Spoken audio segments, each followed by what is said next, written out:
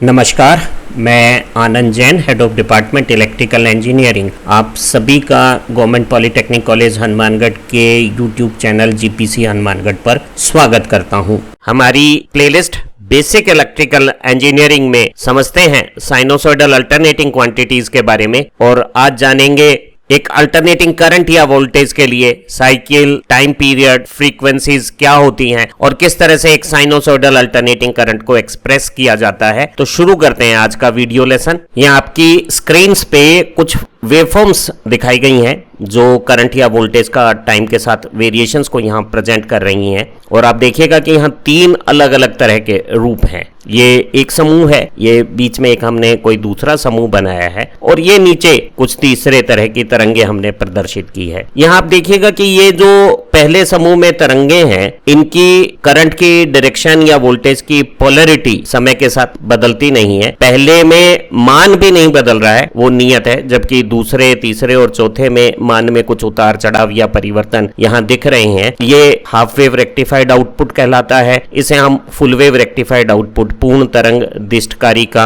निर्गत कहते हैं। और ये एक मानक स्टैंडर्ड आपकी डीसी है जिसका मैग्नीट्यूड और पोलैरिटी टाइम के साथ बदलती नहीं है, फिक्स रहती है, और ये एक कोई फ्लक्चुएटिंग डीसी है। लेकिन आप देखिएगा कि इन सब तरंगों को हम डीसी कहते हैं क्योंकि इनमें करंट की दिशा या वोल्टेज की पोलैरिटी बदलती नहीं है। लेकिन किसी एक डीसी को, जो इस तरह की हमने यहाँ प्रदर्शित की हुई है फ्लक्चुएटिंग डीसी, इसमें अगर जीरो का लेवल बदल दें, जैसे इस दूसरी तरंग में मैंने जीरो का लेवल बदला, तो अब मैं देख रहा हूं कि इसका करंट की जो डायरेक्शन है या जो वोल्टेज की पोलैरिटी है, वो इस छोटे हिस्से के बाद जब अगला हिस्सा आ रहा है तो वो पलट रही है। लेकिन इन बदलावों में कोई निरंतरता नहीं है, कोई दोहरान नहीं है। ये कोई इस तरह की तरंग को हम अल्टरनेटिंग करंट कह सकते हैं, और इस तरह की अल्टरनेटिंग क्वांटिटी जिसमें कोई दोहरान नहीं है उसे नॉन पीरियोडिक अल्टरनेटिंग करंट कहते हैं। लेकिन हमारी स्टडीज में बहुत सारी ऐसी तरंगें होती हैं जो नियमित अंतराल में स्वयं को दोहराती हैं और वो पीरियोडिक कहलाती हैं। और जो कन्वेंशनल पीरियोडिक सिग्नल्स हम पढ़ते हैं वो हो सकते हैं स्क्वायर या रेक्टेंगल,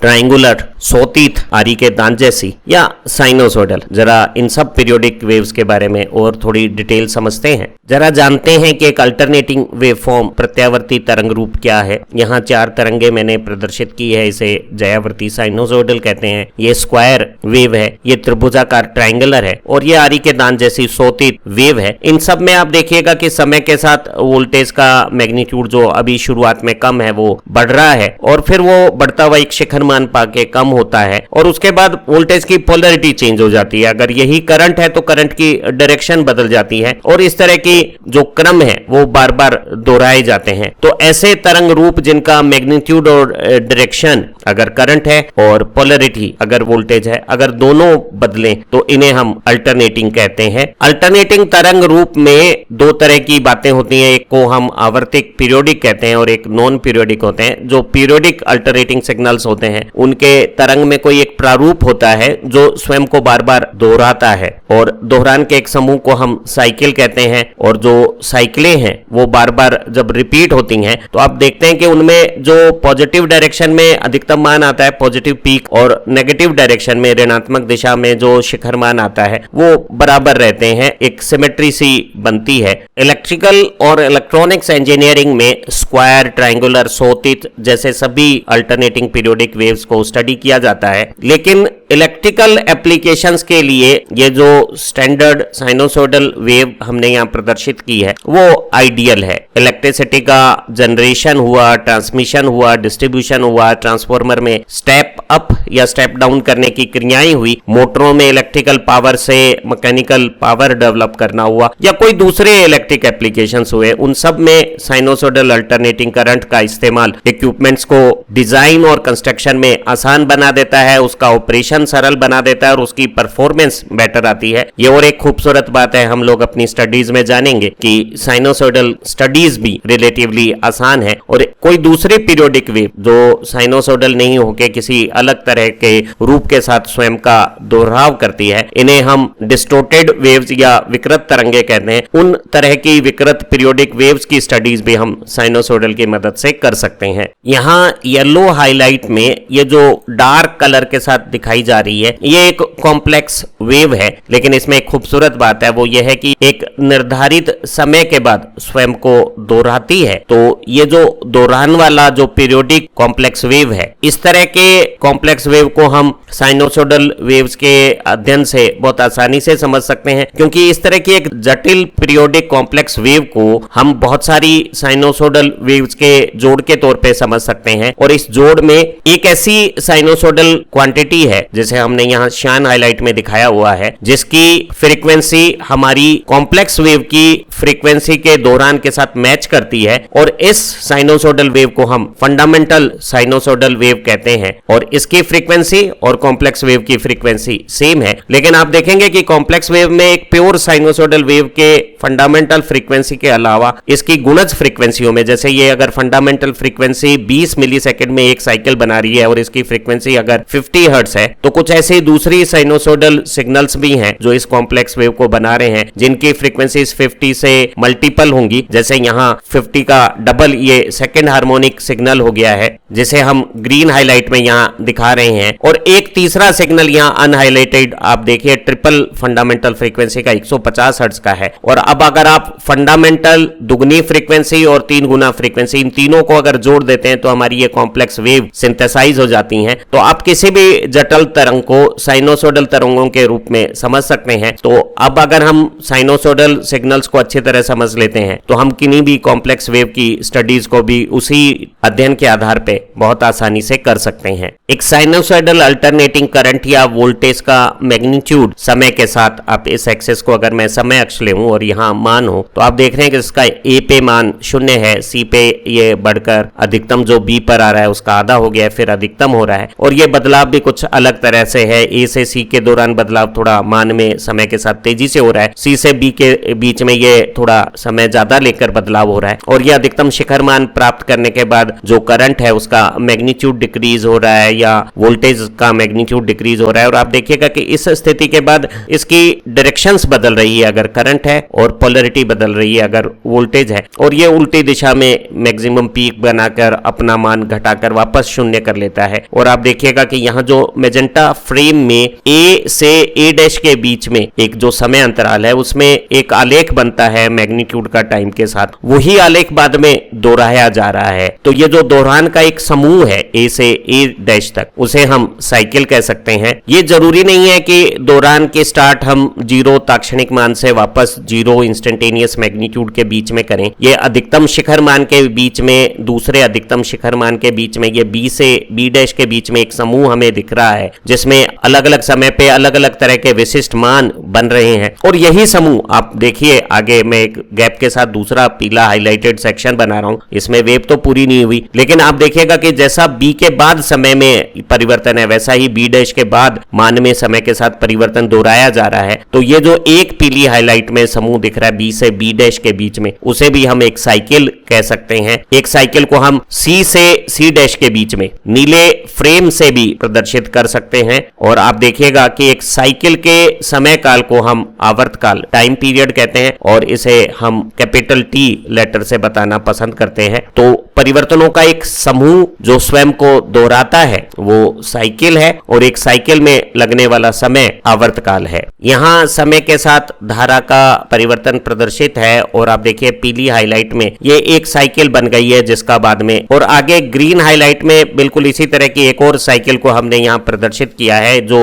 बार बार आगे समय के साथ दोहराई जाएगी। हम पाते हैं कि ये जो साइकिलें हैं इनको हम 1 सेकंड में कितनी हो रही है इन्हें अगर गिन लेते हैं तो उस गिनती को हम प्रत्यावर्ती संकेत की आवर्ती फ्रीक्वेंसी कहते हैं। अर्थात 1 सेकंड में होने वाले चक्र साइकिल की संख्या, साइकिल पर सेकंड, चक्र पर सेकंड को हम फ्रीक्वेंसी या आवर्ती कहेंगे। आवर्ती को हम एक वैज्ञानिक हुए जिन्होंने विद्युत चुंबकीय तरंगों को प्रायोगिक रूप से 1888 में सत्यापित किया था, हर्ट्ज, उनके नाम से आवर्ती की यूनिट को हर्ट्ज कहते हैं। और भारत में जो हमारी इलेक्ट्रिक सप्लाई है उसकी आवर्ती 50 हर्ट्ज है। इसका मतलब है कि 1 सेकंड के समय में इस तरह के परिवर्तन के जो दोहरान है वो वो पूरे 50 चक्र 1 सेकंड में कर लेते हैं। अमेरिका और कुछ दूसरे अरब देशों में पावर की फ्रीक्वेंसी 60 हर्ट्ज है, तो उसका मतलब है कि उनके सप्लाई में 1 सेकंड में इस तरह के 60 चक्र बन रहे हैं। हम संचार में और जो हम बोलते हैं उनको अगर विद्युत संकेतों में बदलें तो जो सिग्नल्स बनते हैं उनकी फ्रीक्वेंसियां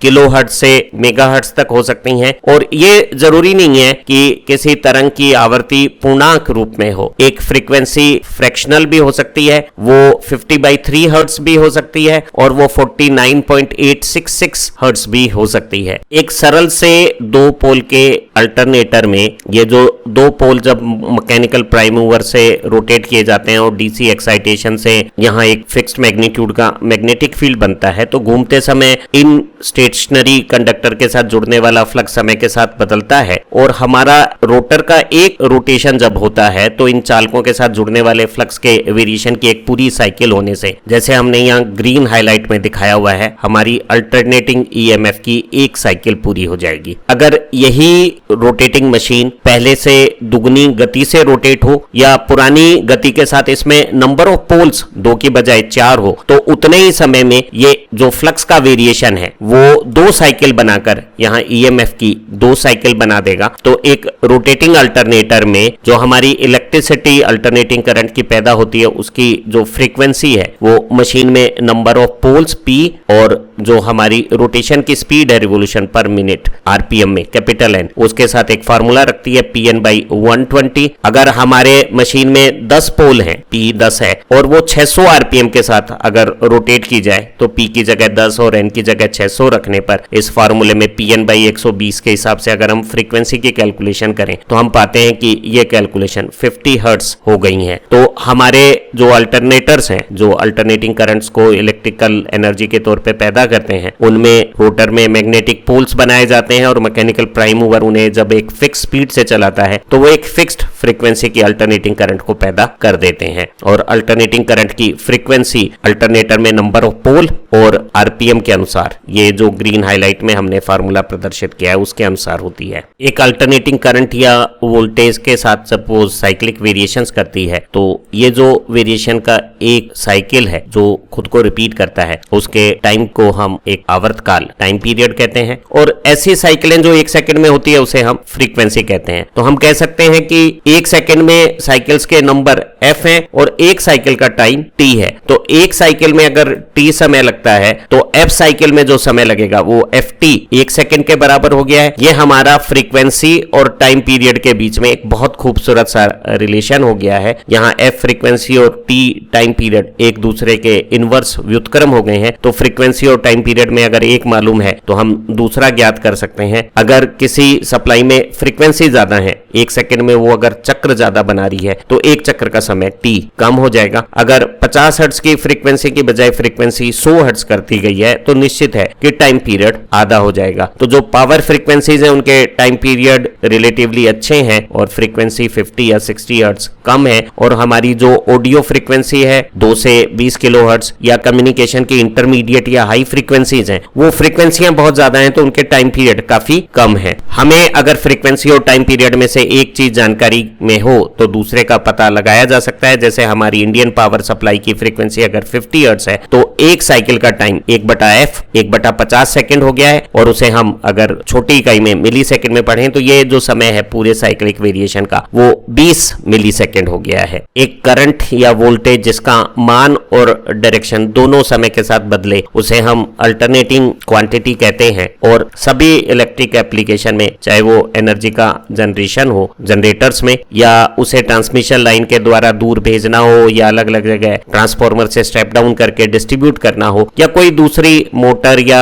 लाइटिंग या इंडस्ट्रियल दूसरी एप्लीकेशंस हो, सभी में साइनोसोडल अल्टरनेटिंग करंट या वोल्टेज बेस्ट मानी जाती है। और एक स्टैंडर्ड साइनोसोडल वोल्टेज या करंट को सबसे सरल इस तरह की एक तरंग आकृति में प्रदर्शित किया जाता है और उसे एक साइनोसोडल टिक्नोमेटिक फार्मूले से एक्सप्रेस किया जाता है। जो ये मान है जो इस तरह से यहाँ 0 से a के बीच में लगातार इंक्रीज हो रहा है, a पे अधिकतम होता है, बाद में घट के b पे 0 होके अगर करंट है तो अपनी डायरेक्शन और वोल्टेज है तो पोलरिटी बदलता है। उसके हर क्षण ये जो बदलते हुए मान है उन्हें स्मॉल v और स्मॉल i से रिप्रेजेंट करते हैं और इन्हें अंग्रेजी में इंस्टेंट इंस्टेंटेनियस मैग्नीट्यूड, इंस्टेंटेनियस, दो बार अगर आप बोलते हैं इंस्टेंट और टेनियस तो ये इंस्टेंटेनियस मैग्नीट्यूड का उच्चारण करना आसान हो जाता है। और हिंदी में इसे कहते हैं ताक्षणिक मान। ये अलग अलग समय के साथ बदल रहा है और एक स्टैंडर्ड तरीका है। बदलती हुई राशियों को हम स्मॉल लेटर्स में शो करते हैं, तो ये स्मॉल v और स्मॉल i समय t के साथ वोल्टेज और करंट के ताक्षणिक मानों में जो बदलाव हो रहा है उन्हें गणित की भाषा में प्रदर्शित कर रहा है। और ये जो प्रदर्शन है वो एक समय के साथ निर्भर फलन है ओमेगा टी। ये ओमेगा टी को हम अल्फा भी कह सकते हैं। ये अल्फा एक कोण का मान है, इसे अंग्रेजी में हम आर्ग्यूमेंट या हिंदी में कोणांक कह सकते हैं। और ओमेगा टी ये जो अल्फा कोण है इसकी यूनिट रेडियन में है। हम अगली लर्निंग में रेडियन को डिग्री में किस तरह से समझते हैं वो भी जानेंगे। और किसी एक रेडियन कोण का ये जो ट्रिग्नोमेट्रिक फंक्शन है साइन, वो कोई नंबर मैग्नीट्यूड्स हो गया है और ये मैग्नीट्यूड्स बड़ा मल्टीप्लायर सुंदर रूप रख रहा है जो 0 से अधिकतम 1 होकर वापस 0 होकर -1 होता है। तो ये जो वीएम जो कांस्टेंट है ये हमारा शिखर मान या आयाम है। और हमारी जो सिमेट्रिकल साइन वेव है उसमें पॉजिटिव पीक और नेगेटिव पीक के ये जो मैग्नीट्यूड्स हैं वो सिमेट्रिकल सेम होते हैं। तो आप जानिए कि ये v और i ताक्षणिक मान है, vm और im शिखर मान है और ये अल्फा आर्ग्यूमेंट है जो समय t के साथ ओमेगा का साथ एक संबंध रखता है। ओमेगा क्या है, साइनोसॉइडल क्वांटिटी का ये वेरिएशन क्या रिप्रेजेंटेशन करता है, साइनोसॉइडल क्वांटिटी के मैग्नीट्यूड को किस तरह से समझा जाता है और अलग अलग सर्किट में करंट और वोल्टेज के रिलेशंस और पावर क्या रूप रखते हैं, इन सब के बारे में हम अपनी अगली लर्निंग वीडियोस में जानेंगे। अगर आपको हमारा काम अच्छा लगा तो इसे लाइक और शेयर कीजिएगा। फिर मिलते हैं एक नई लर्निंग वीडियो के साथ। Thank you very much.